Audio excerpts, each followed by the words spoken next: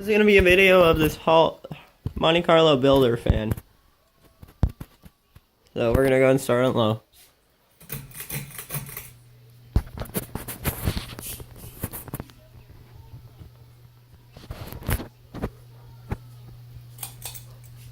There we go.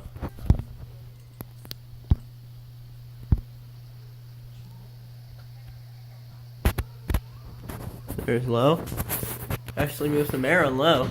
I can feel a good gust of wind, even though this is a newer builder. Let's go and do medium.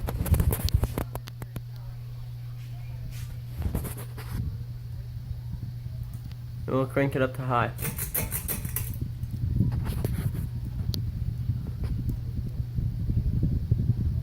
On high speed, it blows a ton of air. I would actually use this in my room. Replace the crosswinds, but I'm getting a special fan from Dan Spiffy Newman. So stay tuned. Thanks for watching.